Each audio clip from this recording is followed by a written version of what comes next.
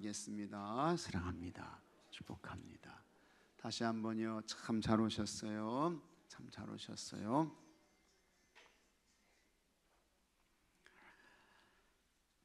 오늘 말씀은 남왕국 유다의 멸망에 관한 말씀의 내용입니다. 다시 한번 말씀드리면 이스라엘이 분열 왕국이 시작된 것이 931년입니다.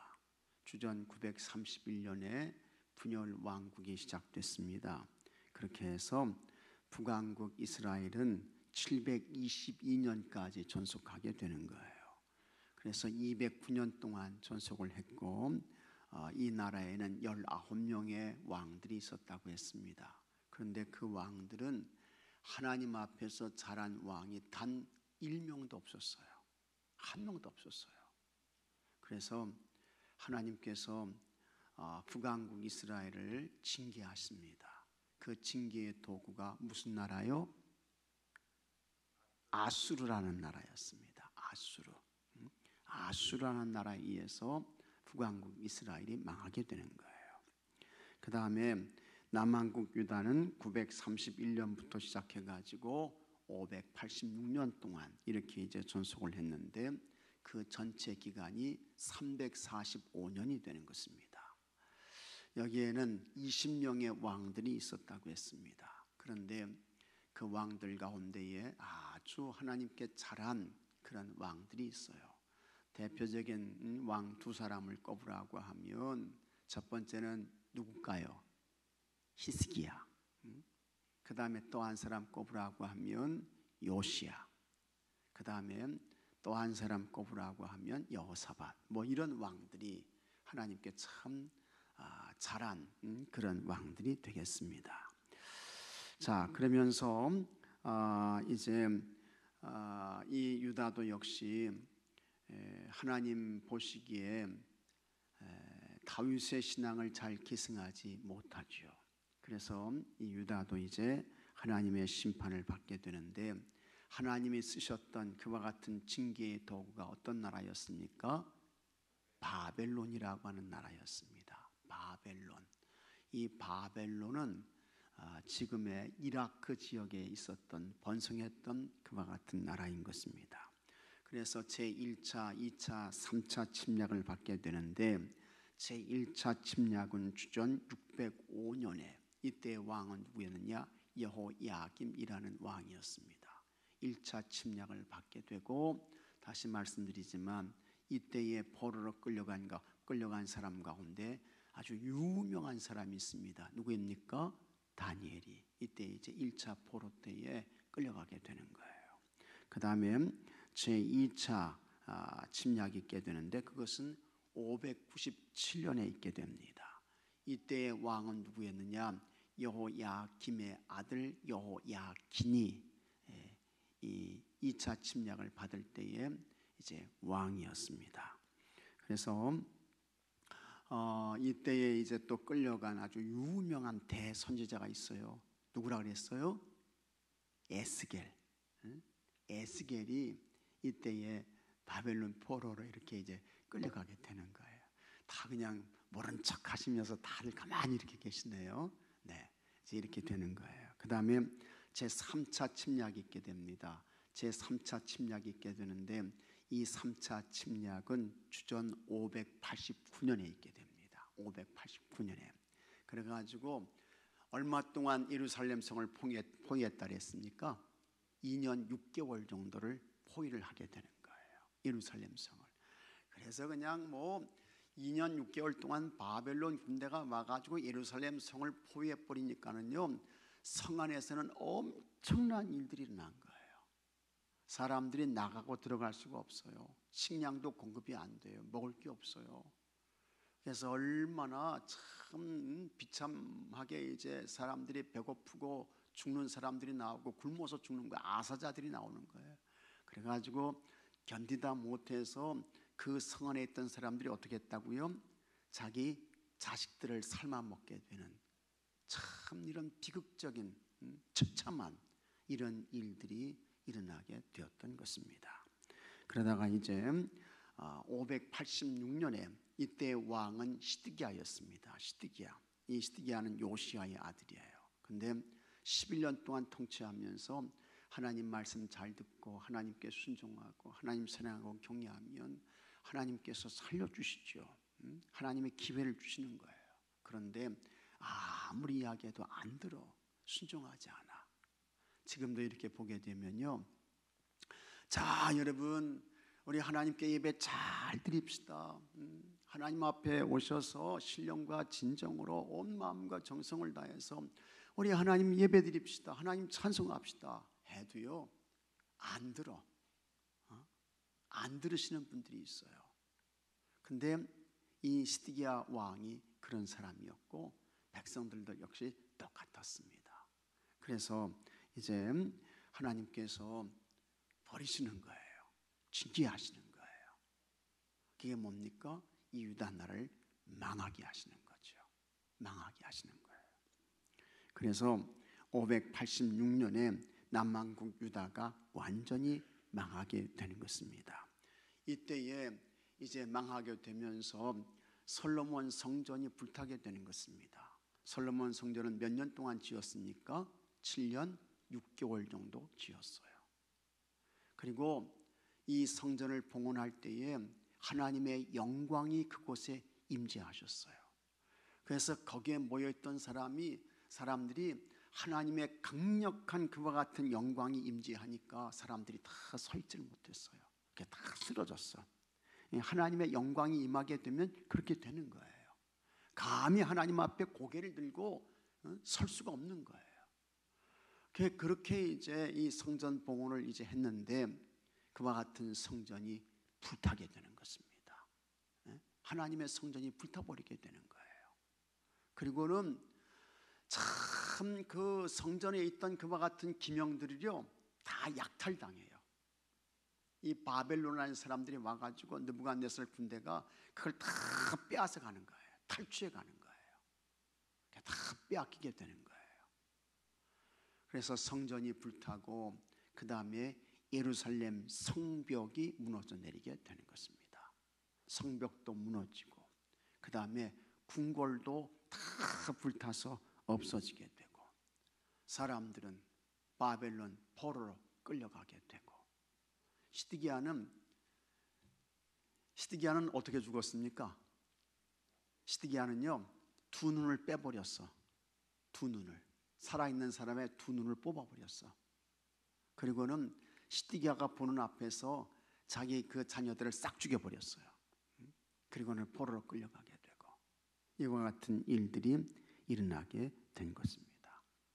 그리고 이때부터 이제 이 유대 백성들의 뭐가 시작됩니까? 디아스포라, 흩어진 그와 같은 생활이 시작되게 되는 거예요. 디아스포라, 이와 같은 신앙이 시작되고 그 다음에 이제는 아주 또 하나 중요한 것이 있는데 이스라엘 백성들은 성전 중심이었잖아요. 성전 중심.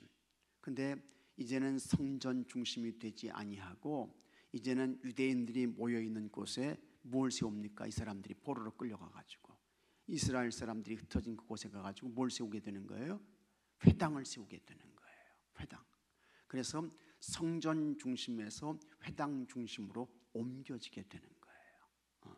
아주 중요한 그와 같은 전환점이 여기에서 있게 되는 것이고 그나마 이 회당 중심으로 갔기 때문에 이제 보게 되면 그러기를 2000년 이상을 계속된 거예요. 디아스포라의 생활이.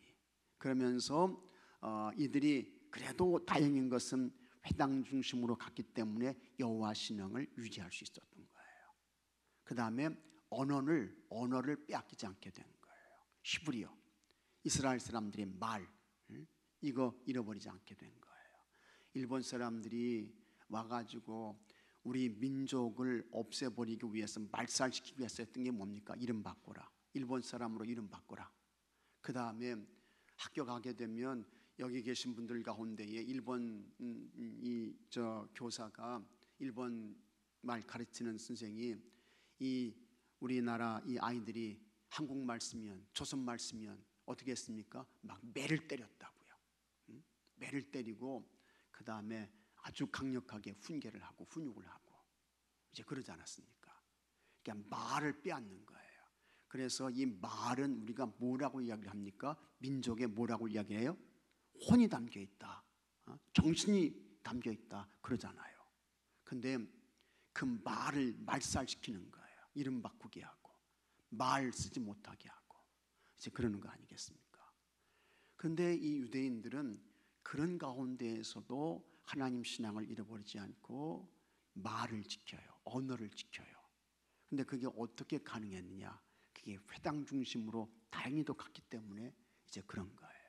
그러다가 이 사람들이 이제 다시 와가지고 1948년에 이제 이스라엘 독립을 이루게 되는 이와 같은 일들이 일어나게 되는 것을 우리가 보게 되는데, 어쨌든 오늘 말씀의 내용은 유다가 이제 망했다는 거예요. 망했다는 거야. 근데 왜 이 유다가 망하게 되느냐 하는 것을 우리에게 보여주는 그와 같은 말씀의 내용입니다. 그리고 이와 같은 말씀을 보면서 우리도 영적으로 유다처럼 가면 우리도 망한다. 그걸 우리에게 가르쳐주고 있는 거예요. 그걸 우리에게 교훈해주고 있는 거예요. 그래서 유다 나라가 갔던 그와 같은 길을 우리도 똑같이 가게 되면 우리도 역시 이와 같은 일들을 겪게 되고 당할 수 있다라고 하는 것을 우리에게 말씀해주고 있는 것이죠. 그래서 이와 같은 것들을 통해서 우리가 영적인 교훈을 얻으셔야 되고, 역사를 통해서 오늘 우리가 하나님 앞에 어떻게 살아야 되는가 하는 것을 이제 배우고 익혀야 된다라고 하는 것입니다. 자, 그러면 한번 보도록 하겠습니다.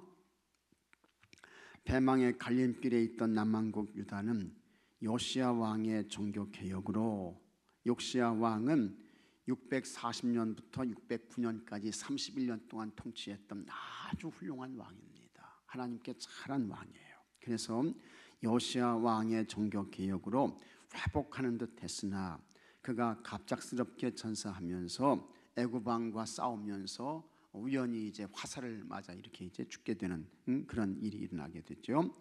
멸망의 길에 들어섰습니다. 요시야 왕 사후에 4명의 왕이 나라를 다스리는데, 이 4명의 왕은 여호아하스, 그 다음에 여호야김, 여호야킨, 그 다음에 마지막 왕이 누구라고요? 시드기야. 이렇게 되는 거예요. 그래서 4명의 왕이 나라를 다스렸지만 그들은 모두 요시야가 남긴 영적 유산을 무시하고 악을 행했습니다. 하나님은 그러한 모습에 진노하셨고 하나님이 진노하신 거예요. 유다는 비참한 최후를 맞고 말았습니다. 자, 그러면 남왕국 유다가 멸망한 이유는 무엇입니까? 첫째, 악한 왕들이 있었다라고 하는 것입니다. 악한 지도자들, 못된 지도자들이 있었다는 거예요.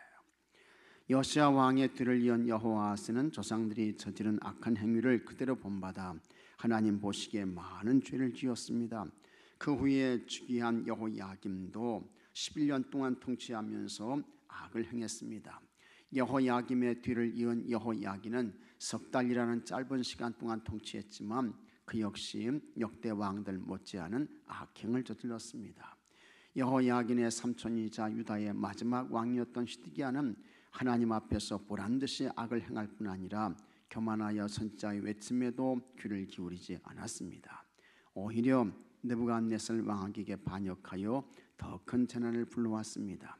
이런 왕들의 타락은 곧 백성들의 타락으로 이어졌습니다. 공동체를 이끄는 지도자의 타락은 자신뿐만 아니라 그가 속한 공동체 전체를 패망으로 이끌기에 더욱 조심해야 합니다. 그래서 여러분, 우리는 항상 이 국가의 지도자든 혹은 영적인 지도자이든 기도하셔야 돼요. 기도하셔야 돼요. 악한 마귀의 방법은요, 지도자를 공격하는 거예요. 지도자를 넘어뜨리게 하는 거예요. 지도자가 바른 판단, 바른 결정하지 못하도록 혼미하게 만드는 거예요. 그러면 여러분, 우리는 참 기도하고 하나님 의지하고 하나님 말씀대로 살려고 하고 이제 그러잖아요. 근데 지도자가 잘못하게 되면 전체가 망가지게 되는 거예요. 이거는 여러분 가정도 마찬가지입니다. 가정의 부모가 잘못해 보세요. 행복했던 가정이, 평안했던 가정이 어느 날 갑자기 그냥 큰 태풍에 소용돌이가 치면서 그냥 넘어지게 되는 거예요. 그러니까 지도자가 그만큼 중요하다는 거예요. 목사가 여러분, 제가 잘못 판단하고 잘못 결정하고 잘못 행동해 보십시오. 그러면 우리 교회 전체가 그냥 시험에 빠지게 되는 거예요. 우리 교회 전체가 큰 혼란을 겪게 되는 거예요. 그러니까 항상 우리가 신중해야 되고 조심해야 되고, 여러분들은 기도하셔야 되고, 이제 그런 것입니다. 이 왕들이 잘못하니까 백성들도 다 같이 그냥 쏠려가는 거예요. 그래서 그 비극적인 종말을 맞게 되고 포로로 끌려가게 되고, 이제 그러지 않습니까? 그 다음에 둘째, 말씀을 따르지 않는 종교 지도자와 백성이 있었습니다. 그래서 여기 이제 14절에 이런 말씀이 나오죠. 모든 제사장들의 우두머리들과 백성도 크게 범죄하여. 그런데 제사장들의 우두머리, 이런 제사장들의 우두머리라고 하면 대제사장이라고 할 수 있을까, 그런 사람들이죠. 그런데 이런 사람들이 다 범죄했다는 거예요. 범죄했다는 거예요. 하나님 앞에서 다 범죄했다는 거예요. 그러니까 그냥 이 유다 나라가 순식간에 넘어지게 되는 거예요. 망하게 되는 거예요. 그래서 유다의 대제사장과 그들의 지도를 받는 백성들까지 예루살렘 성전을 더럽히고 악을 행하자 하나님은 거듭 선지자들을 보내어 돌이키게 하셨습니다. 그러나 부패한 지도자들과 백성은 하나님이 보낸 사신들을 비웃고 조롱하고 하나님의 말씀을 멸시했으며 하나님의 선지자들을 모욕하는 것입니다. 정교 지도자들은 백성을 바른 길로 인도해야 할 사명에는 전혀 관심하지 않았고 악한 길에서 돌이키지도 않았습니다. 하나님은 주의 백성이 죄를 범할 때 즉각 심판하시지 않고 그들의 구원을 위해 주의 사신과 선지자들을 보내 돌이킬 기회를 주십니다. 하나님은 오늘도 악하고 그릇된 길에 있는 사람들이 돌이켜 주께로 나오기를 원하십니다. 하나님의 기회를 주시는 거예요. 그래서 살아있다고 하는 것은요, 내가 살아있다고 하는 것은 오늘도 하나님께서 사명도 주신 것이고, 내가 살아있다는 것은 하나님께서 오늘 나에게 기회를 주시는구나, 이렇게 생각하시면 맞습니다. 하나님은 오늘도 악하고 그릇된 길에 있는 사람들이 돌이켜 주께로 나오기를 원하십니다. 주의 은혜를 입는 백성이 되려면 돌이킬 기회를 주실 때 깨닫고 바로 돌아서야 합니다. 그래서 이 때를 분별하는 게 굉장히 중요합니다. 내가 하나님께 돌아가야지. 하나님 앞에서 나를 쳐서 나를 바르게 세워야지 하는 것입니다. 그 다음에 이제 하나님께서 이렇게 말씀하시고 경고하셔도 안 들어요. 안 돌아와. 그래서 하나님께서 이제 징계의 매를 때리시는 거예요.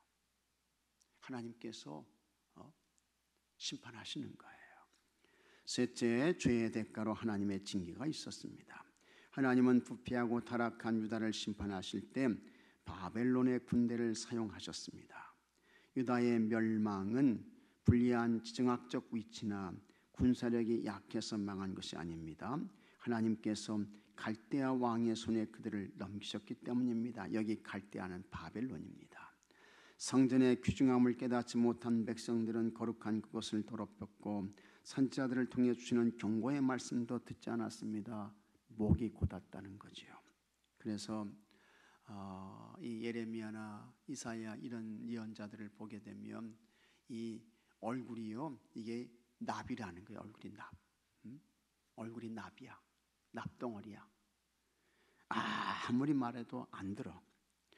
하나님과 맺은 언약을 따르지 않고 죄를 지음으로 처절한 고통 속에서 나라를 빼앗기고 말았습니다. 안타깝게도 이때 하나님의 성전은 이방인의 손에 불타 무너지고 파괴되었습니다. 성전 제사에 사용하던 기물들은 모두 약탈당했고 남은 백성들은 노예로 끌려갔습니다. 하나님의 분노와 심판이 임하면 토지는 황폐해지고 백성들은 돌이킬 수 없는 고통을 당합니다. 이게 하나님의 분노, 하나님의 심판이 오게 되면 이렇다는 거예요. 하나님은 사랑의 하나님이신데 하나님이 오죽하셨으면 이와 같은 징계의 매를 때리시겠습니까? 하나님은 죄의 대가로 나라를 잃고 이국 땅에서 고통당하는 이스라엘을 포기하지 않으셨습니다. 다시 구원하고자 징계 기간인 70년이 지났을 때 바사 왕 고레스를 감동시켜, 바사 페르시아라고 했죠. 고레스라는 이 왕을 감동시켜서 이제 고국으로 돌아가는 길을 열어주십니다. 그래서 이게 고레스 칙령이 되는 거예요. 이 칙령에 따라서 유다 백성들이 바벨론 포로에서 돌아오게 되는 것입니다. 538년에 돌아오게 되고 456년, 444년에 이렇게 이제 돌아오게 되는 것입니다. 우리가 믿는 하나님은 죄에 대해 진노하고 심판하시지만 징계가 끝나면 긍휼을 베풀어 다시 용서하고 구원하시는 위로의 하나님이십니다. 유다가 왜 망하게 되었는가 하는 것을 잘 기억하면서 오늘 우리도 여러분 영적으로 각성하지 아니하고 제 마음대로 제 멋대로 하나님 앞에서 고만을 떨고 교만을 부리며 이렇게 살게 되면 유다가 겪었던 이와 같은 일들이 이것이 나라이든 개인이든 가정이든 우리에게 똑같이 일어날 수 있다라고 하는 것을 영적으로 여러분 잘 기억하시면서 항상 하나님 앞에서 여러분 겸손하게 낮추시고 하나님 말씀에 귀를 기울이시고 주님 말씀에 순종하시고 주님 두려워하면서 주님과 동행하시는 여러분들이 되시기를 축복합니다. 묵상 질문, 지도자의 타락으로 일어난 결과는 무엇입니까? 앞에서 보았죠. 나라가 망해요. 하나님의 성전이 불타요. 백성들은 고통을 당하고 그 다음에 포로로 끌려가게 되는 것입니다. 이게 이제 지도자가 타락하게 되면 이와 같은 일들이 일어나게 되는 것입니다. 그래서 정치 지도자이든 영적인 지도자이든 항상 기도하셔야 돼요. 항상 기도하셔야 돼요. 그 다음에 하나님이 가증하게 여기시는 일에는 무엇이 있습니까? 하나님이 가장 가증하게 여기시는 것은 같이 하겠습니다. 우상숭배. 우상숭배예요. 하나님 이외에 다른 신을 두는 거예요. 하나님 이외에 세상으로 마음이 가는 거예요. 그걸 하나님이 가장 싫어하시는 것입니다. 세 번째, 무너지는 듯 힘들었던 일상에서 하나님이 회복시켜 주신 일이 있습니까? 그래서 하나님은 하나님께로 돌아오게 되면, 하나님 의지하게 되면 하나님께서 여러분 살려주시는 줄로 믿으시기 바랍니다. 그래서 유명한 말씀 하나 소개하고 마치도록 하겠습니다. 자, 출애굽기 15장 26절 말씀. 이 말씀은 이제 출애굽한 이스라엘 백성들이 마라에 이르렀을 때에 이제 달게 하시는 그와 같은 사건이 있은 후에 하나님께서 주신 그와 같은 말씀이에요. 한 나무가지를 던져서 쓴물에 던지니까 그 쓴물이 어떤 물이 됐습니까? 단물 됐어요. 쓴물이 단물 됐어. 자, 그러면서 하나님이 이렇게 말씀하셨습니다. 출애굽기 15장 26절 말씀 같이 읽겠습니다. 이르시되 너희가 너희 하나님 나 여호와의 말을 들어 순종하고 내가 보기에 의를 행하며 내 계명의 길을 기울이며 내 모든 규례를 지키면 내가 애굽 사람에게 내린 모든 질병 중 하나도 너에게 내리지 아니하리니 나는 너희를 치료하는 여호와임이라. 아멘. 같이 하겠습니다. 나는 너희를 치료하는 여호와다. 하나님 하신 말씀이에요. 나는 너희를 치료하는 여호와다. 지금도 그 하나님은 살아계셔서 하나님께로 돌아오는 자에게 쓴 것을 달게 하시고 아픈 것을 치료하시고 고치시고 무너진 것을 다시 소송케 하시고 이와 같은 치유와 회복을 주시는 하나님이신 것을 믿으시기 바랍니다. 자, 오늘